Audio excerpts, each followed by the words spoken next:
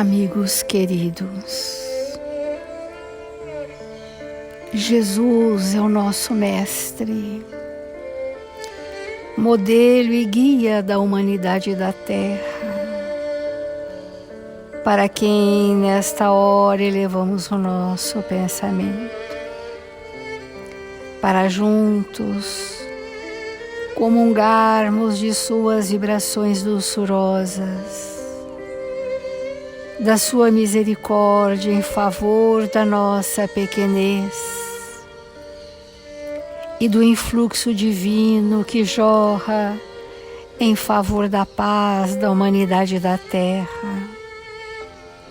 Estejamos apostos, confiantes e resolutos para estarmos disponibilizando as nossas parcas possibilidades, uns em favor dos outros,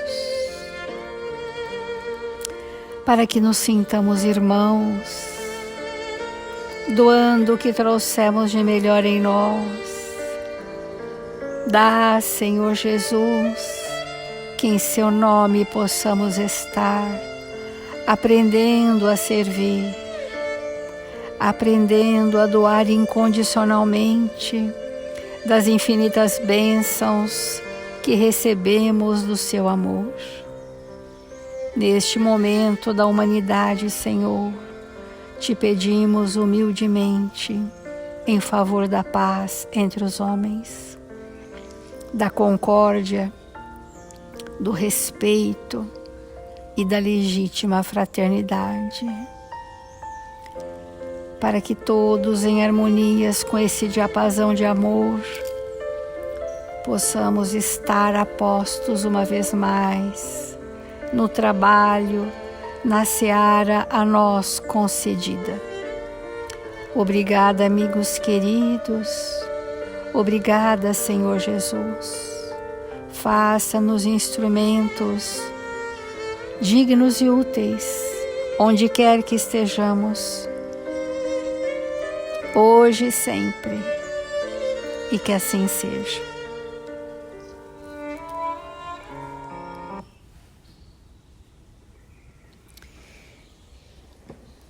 Do Evangelho segundo o Espiritismo, capítulo 5, Bem-aventurados os aflitos. Nós estamos refletindo sobre a infelicidade real, verdadeira.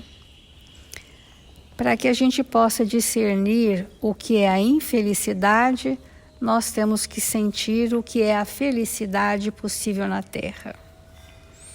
Então, diz os Espíritos no Evangelho: vou vos revelar a infelicidade sob uma nova forma, sob a forma bela e florida que acolheis e desejais com todas as forças das vossas almas equivocadas. Então, o Evangelho nos mostra que nós desejamos ardentemente a nossa infelicidade, na forma como nós a buscamos. Então, essa forma aparentemente florida, aparentemente feliz, que desejamos com todas as forças das nossas almas equivocadas, é a nossa infelicidade. Nós a desejamos, nós a buscamos. E trazemos o engano de achar que ela é a felicidade real, porque ela está simplesmente nos afastando das adversidades do caminho, que seriam as oportunidades importantes para a nossa verdadeira felicidade. Então, a infelicidade é o prazer fugidio, é a fama, a agitação, a louca satisfação da vaidade. E essas emoções que nós buscamos de forma intensa trarão como consequência a irresponsabilidade, trarão como consequência a imaturidade cronificada em nós ao longo dos séculos, trarão como consequência arcarmos com a consequência de culpas pelas ações irrefletidas que nós fizemos com o objetivo único de satisfação pessoal. De que satisfação estamos falando? Da satisfação dos nossos desejos primários, que nós entendemos que, sendo satisfeitos, estamos no estado de felicidade. E isto é um equívoco, porque nesses momentos em que nós atraímos para nós esse estado irrefletido do pensamento, nós vamos densificando o nosso perispírito. Nós vamos vibrando emoções corrompidas, emoções permeadas por sensações equivalentes.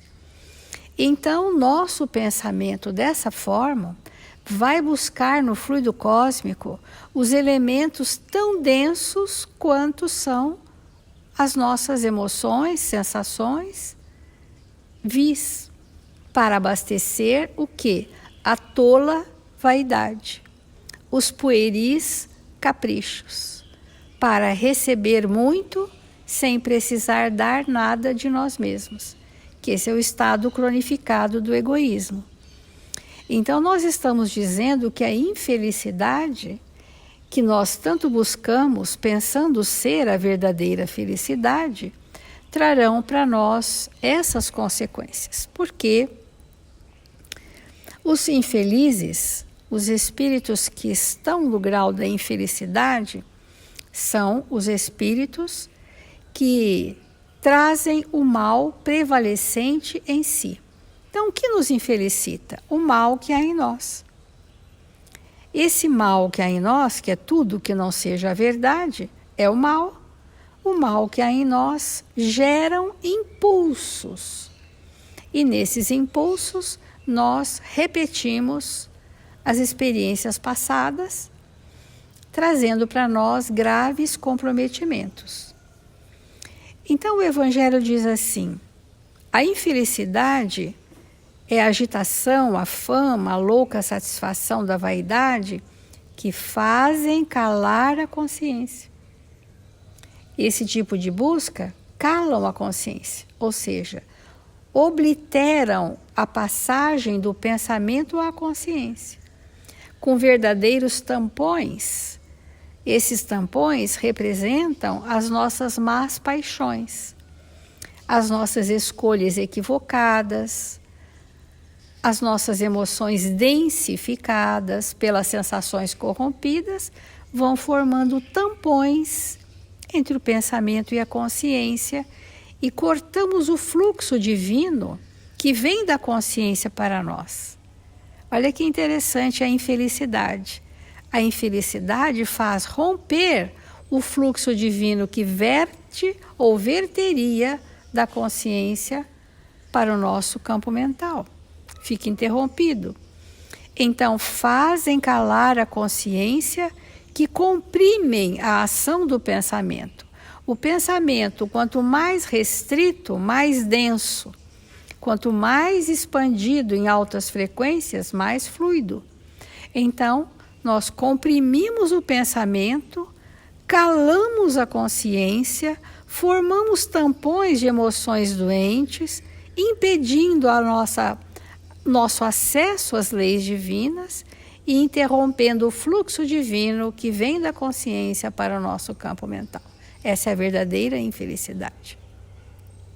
Então, a infelicidade, ainda diz o Evangelho, é o ópio do esquecimento que reclamais ardentemente. Nós queremos fugir dos fatos que gerarão progresso, que é o esquecimento. Eu quero esquecer, eu quero evitar, eu quero me esquivar, eu quero fugir daquilo que são a consequência dos meus atos. E então haverá choro e ranger de dentes.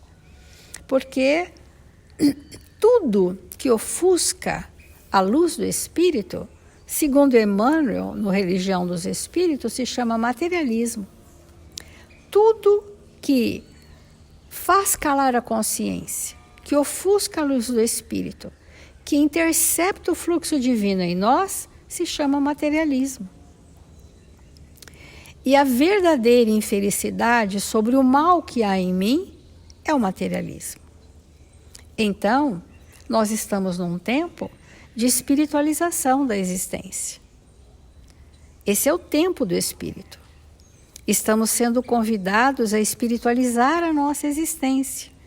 E nesse momento, quando nós fazemos essas escolhas, num primeiro momento, nós estamos abastecendo, sim, a tola vaidade, nós estamos alimentando a ilusão do egoísmo, nós estamos nesse momento, né? Então, essa forma de escolhas tem desvirtuado o que são valores éticos e morais do mundo em que vivemos. Estes valores estão totalmente sendo questionados, sendo desconsiderados, e esses valores éticos nasceram um dia dos ditames da consciência, que o homem intuiu progressivamente no seu processo evolutivo que a consciência regia valores éticos e morais. E para que nós pudéssemos iniciar essa reflexão, ela precisa ser demorada em nosso pensamento, verdadeiramente trazermos para nós, na aplicabilidade do dia a dia, se nós estamos mais materialistas ou espiritualizando a existência. Porque a doutrina espírita veio como maior antagonista ao materialismo.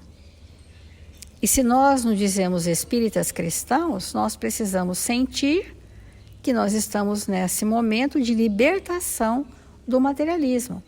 Mas de que materialismo nós estamos fazendo referência?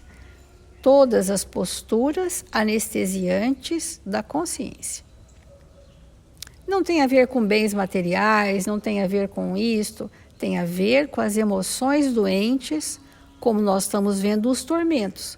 Tormento do ciúme, tormento da inveja, tormento da mágoa, tormento da ociosidade. Os tormentos são posturas materialistas. Isso que é o materialismo. Não é se a pessoa tem X ou Y de bens materiais, o que vai fazer com isso. Não é isso. É as escolhas que fazemos dentro das emoções prevalecentes em nós, ligadas ao tormento. Não existe materialismo sem tormento. Porque o espírito que está na resolução de conflitos, ele está espiritualizando a existência, que é o passo depois do tormento. Quando as culpas chegam e o espírito atende à necessidade de reparação, de ajuste com a lei, ele já começa o conflito da espiritualização da existência. Isso é belíssimo. Nós entendemos em nós se estamos no tormento, na voracidade das emoções doentes, ou se nós já estamos no conflito, buscando nos despojar do homem velho. Então, essas reflexões geram para nós bastante entendimento sobre o ser espiritual que somos, né? E o Emmanuel tem no Religião dos Espíritos uma lição que a gente vai só ler um trechinho para dar embasamento na nossa reflexão, que é felicidade e dever. A felicidade não vem sozinha. A felicidade começa com o dever. E atinge o ponto culminante na virtude. Porque o homem de bem é virtuoso por excelência. É o homem feliz. É o homem que cumpre a lei de justiça, amor e caridade na sua forma plena. Então nós podemos dizer que o espírito feliz, a felicidade possível, relativa ao plano material na terra em que vivemos, começa pelo dever, porque o dever, segundo o Evangelho, é o ditame da consciência e é o início de todos os sentimentos. Então, está escrito literalmente no Evangelho que o princípio dos sentimentos são os deveres, deveres morais, retamente cumpridos, darão início à estruturação do sentimento, que é diferente da banalização das nossas emoções. E Emmanuel diz assim: não há felicidade, contudo, sem dever corretamente cumprido, consciência. Observa, pois, o dever de que a vida te incumbe.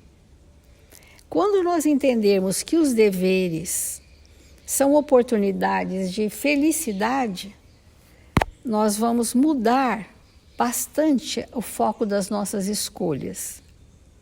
Então, diz Emmanuel, vê-lo-ás, ora a ora, no quadro das circunstâncias. Vamos ver em que circunstâncias o dever está nos chamando. Na fé que te pede serviço, a fé operosa, a fé com obras. E no serviço que te roga compreensão, sentimento nobre a desenvolver no trabalho que realizamos, seja o trabalho profissional, espiritual, social, de que natureza for. Onde mais? No ideal que te pede caráter, lisura, retidão. E no caráter que te roga firmeza. Uma das características fortes dos espíritos bons é uma firmeza. Uma firmeza que não tem um titubeio na palavra nem no pensamento, não tem uma contemporização mais ou menos de uma situação para agradar o outro, pensando que isso é o bem. Não tem. A palavra escorreita, a palavra simples, a palavra firme, como Paulo nos ensina que seja o seu falar sim, sim, não, não. Então, a pretexto de agradar o outro, eu faço sim virar não, faço não virar sim. Então, essa firmeza, ela é necessária no caráter do espírito que cumpre os seus deveres. Uma outra situação de felicidade no cumprimento do dever é no exemplo que te pede disciplina. Na disciplina que te roga humildade. A disciplina, muitas vezes, não é o rigor da forma, viu, amigos? Que é aquela forma obstinada de fazer tudo daquela forma, aquele rigorismo desnecessário, aquela rigidez, aquela inflexibilidade. Isso é uma ausência de sentimentos. Aqui a disciplina é o cumprimento de deveres morais. Há pessoa que tem disciplinas comportamentais, mas trazem tormentos internos gigantescos. Nós estamos falando da disciplina do pensamento, da disciplina dos hábitos espirituais. Nós estamos falando desse estado de equilíbrio. E esse estado de disciplina, na disciplina que te roga humildade. Sem a humildade, nós estamos no tormento. E não há disciplina moral no tormento. Uma outra oportunidade de nós sermos espíritos felizes é no lar. No lar que te pede renúncia, que te pede abnegação, que te pede sacrifício, que te estimula a transformar profundamente a tua personalidade. Esse é o lar que te traz felicidade. Porque também, quanto ao lar, nós ainda trazemos atavicamente aquela imagem de que nada acontece, que tudo é perfeito, que todos se harmonizam todo o tempo, que todos têm saúde física e moral. Esse estado irreal é um estado que nós ainda não fizemos por merecer. Mas como nossos atos geraram consequência, a consequência dos lares hoje são os cadinhos purificador, como diz Emmanuel, que nós vamos ali amalgamar os nossos sentimentos, na unificação dos nossos sentimentos, né? Então, para a gente ir fechando esse momento, nós queremos fechar com a felicidade possível nos lares.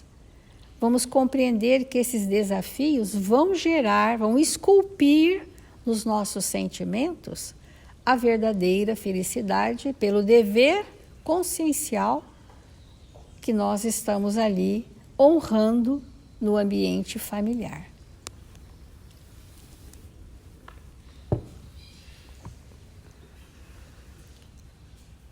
O quanto nós somos espíritos necessitados desse Evangelho de Jesus. Porque sem esse alimento, nós pereceríamos. Então, antes de Jesus, nós éramos espíritos muito mais materializados. Nós vivíamos como se fôssemos a própria matéria. Mas depois de Jesus, nós temos necessidade desse alimento do Espírito para que nós possamos viver como espíritos. Então, esse tema do Evangelho, ele é extraordinário para nós. Por quê? Porque quando nós olhamos para o mundo, nós vamos ver cada um de nós em humanidade buscando da sua forma a felicidade. E nós buscamos a felicidade porque ela realmente existe. Porque realmente nós vamos atingir esse estado de felicidade. Porque realmente Deus, na sua bondade e infinita misericórdia, criou a felicidade. A felicidade existe. E leva muito tempo para que realmente nós possamos compreender o que é a felicidade. E a forma como nós, em humanidade, estamos buscando essa felicidade na Terra é na contramão, na completa contramão do que Jesus trouxe para nós. E só o Evangelho pode realmente apontar um caminho seguro nessa direção e nos tirar de uma maneira definitiva desse estado emocional, psíquico que nós adentramos, onde, de modo geral, nós queremos receber. Nós queremos receber uma boa escolaridade, nós queremos receber recursos financeiros, nós queremos receber cultura, nós queremos receber oportunidades para desenvolver a nossa inteligência, nós queremos todo o tempo receber. Queremos receber o carinho das pessoas, o amor daqueles que nós elegemos para nos acompanhar os passos, o amor dos nossos filhos. Nós somos espíritos que desejamos receber. E o Evangelho explica para nós que a felicidade está em doar e não em receber. A felicidade está no doar. E por quê? É doando que se recebe. Essa frase é tão comum, né? É uma frase que Francisco de Assis trouxe para a humanidade e que Jesus já havia dito de outra forma, e tantos outros prepostos do Cristo. Então, como que nós vamos fazer para nos convencer disso e mudar a chave, mudar a posição da chave e nos tornarmos espíritos doadores, todo o tempo todo, de maneira ininterrupta. Como que nós vamos alcançar esse patamar para adentrar nesse estado de felicidade e sair dessa infelicidade real? Então, como a Célia colocou, nós, todo o tempo todo, temos que nos perguntar se a nossa atitude de agora, se a nossa atitude aqui, ela não é uma atitude em que nós estamos abafando a consciência. E cada um de nós abafa essa consciência de uma maneira. Cada um de nós exerce o materialismo de uma forma.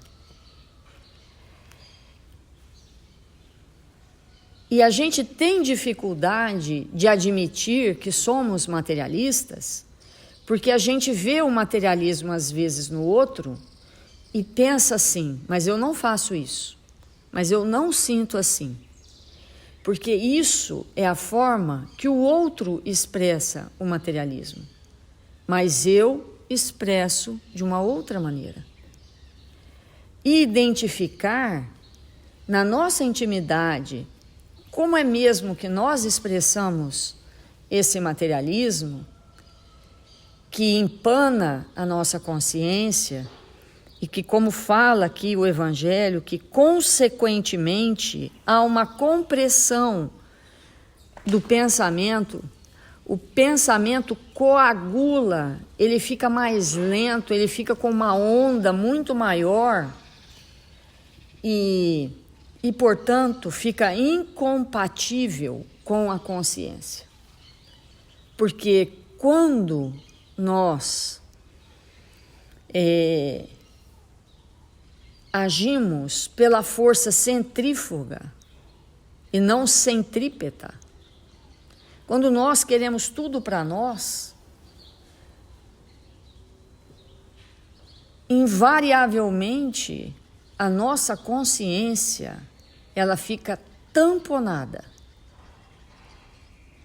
E o pensamento lentificado compromete completamente a nossa forma de existir. Então, ontem nós falamos a respeito da fonte, da água viva, do poço, né? Que nós precisamos ser.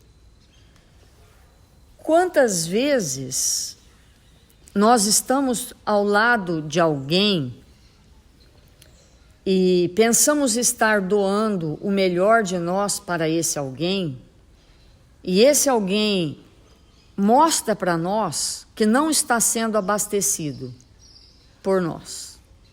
Claro que existem aquelas pessoas que são insaciáveis, que se você doar e doar e doar até o infinito, não bastará. Mas não é disso que nós estamos falando.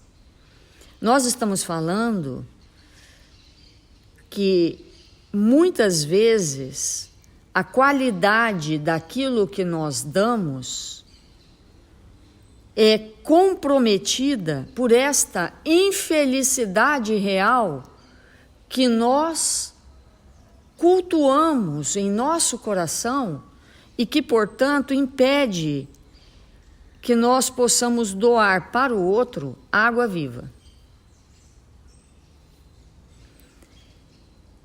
O que acontece quando nós recebemos de alguém água viva?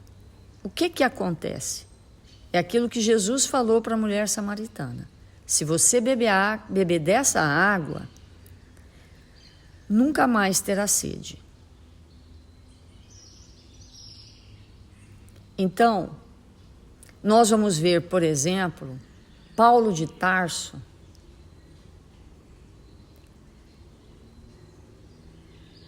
ao encontrar com Jesus,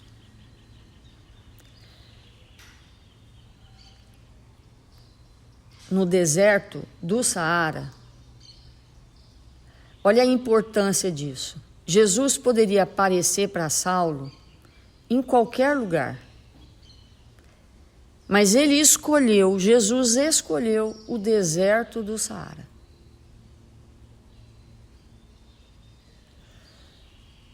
Por que será? Ele poderia ter escolhido estar com Saulo dentro de um ambiente onde ele estivesse sozinho, num lugar calmo, para mostrar para nós que enquanto nós não fazemos jorrar essa fonte de água pura e cristalina que alimenta o outro, nós somos um deserto. Paulo era um deserto, nada jorrava dele. Embora a fonte estivesse ali. Porque a fonte, quando começa a jorrar, é gota a gota. E depois se transforma realmente num rio caudaloso. Então, vamos perguntar para nós mesmos se essa infelicidade real que nós cultuamos e buscamos, porque essa infelicidade ela é tão voluntária quanto os tormentos que nós estudamos anteriormente, se essa infelicidade real, buscada por nós mesmos, não tem impedido que essa fonte jorre e alimente aqueles que se encontram conosco.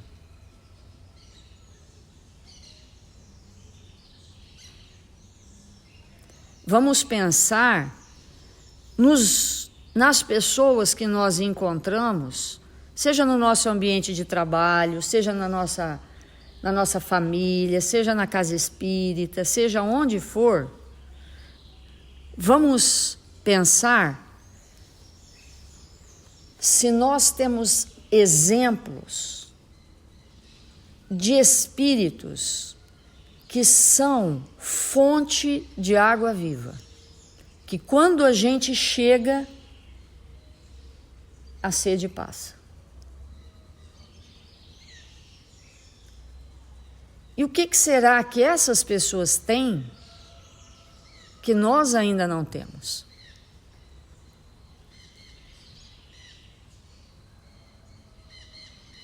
Nós não estamos estudando a infelicidade real para ter um pouco mais de informação sobre o que o Evangelho nos traz sobre isso.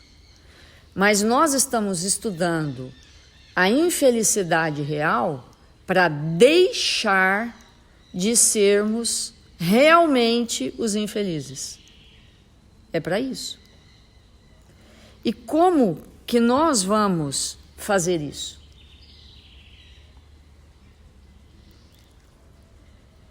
Porque não faz sentido, irmãos, não faz sentido nós pararmos meia hora da nossa vida para ouvir a respeito disso, se a proposta íntima não for interromper todo e qualquer processo em mim que causa a real infelicidade. Não faz sentido. Porque é uma loucura. É uma loucura nós entrarmos numa escola para ficarmos 5 anos, 10 anos, 20 anos estudando teoremas que nunca iremos aplicar. Então, o convite do Evangelho é: como Vamos fazer essa fonte jorrar. Eu estou me atrasando aqui, não deveria, passei dos minutos, mas vamos criar uma imagem. Quando a gente tem um filetinho de água e a gente joga uma pedra, mesmo que seja pequena, a gente enxerga a pedra, não é? Mas a água passa por cima e ela fica lá no fundo. Passa a compor. Se a gente joga uma pedra num rio caudaloso, impossível da gente achar. Quando um espírito joga numa fonte que produz um rio caudaloso uma ofensa, uma pedra, como a Célia falou ontem, é impossível de achar uma pedra que se jogou no rio. Mas quando nós estamos num deserto, fica tudo evidente, né? Fica tudo ali. E ela não muda, ela não vira um seixo, ela não se transforma, porque não há movimento. Então, nós temos que nos tornar esses espíritos desejosos de sermos uma fonte que jorra abundantemente, que não ficamos presos às ofensas que chegam até nós, porque quando as pedradas lançadas sobre Estevão foram promovendo a morte lenta, antes do último suspiro, como ele era um rio caudaloso, o que é que ele falou para Abigail?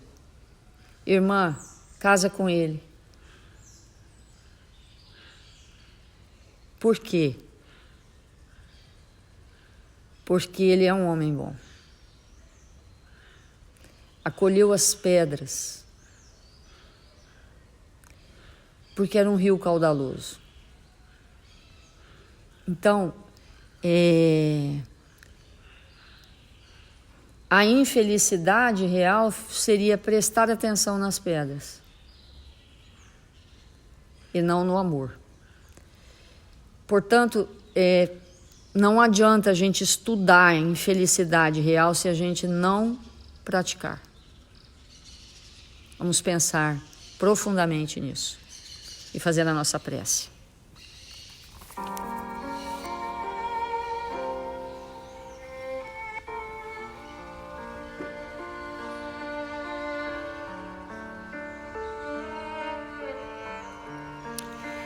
Jesus, divino amigo das nossas vidas,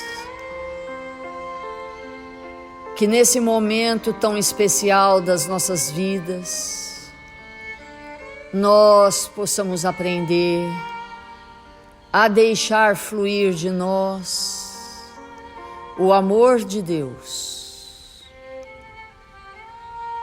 em abundância, Senhor, para que sejamos um rio caudaloso a oferecer para aqueles que nos cercam o frescor do bem, da verdade e do amor. Que nós possamos alimentar aqueles que nos cercam, envolvê-los com as nossas vibrações mais felizes, abandonando definitivamente, Senhor, as querelas do caminho que infelicitam o homem velho que não quer mais existir. Nós te rogamos nesta manhã, Senhor, que possamos nos transformar em espíritos amorosos, oferecendo para aqueles que nos cercam o que temos de melhor. Socorre, Senhor, as nossas dificuldades. Ampara-nos, fortalece-nos, para que possamos, aonde quer que nos encontramos, estar em Seu nome. Abençoa a nossa família, Senhor, os nossos amigos e a família de toda a humanidade. E nesta manhã gloriosa das nossas vidas, além dos nossos irmãos registrados nos cadernos de vibração da nossa casa, queremos te pedir, Senhor, pelos nossos irmãos que se encontram vitimados da ignorância, do terror. Nossos irmãos, Senhor, que estão espalhados pelo mundo, nos países onde a violência opera, onde a miséria, Senhor, consome o bom ânimo daqueles que se entregam às dificuldades mais lancinantes.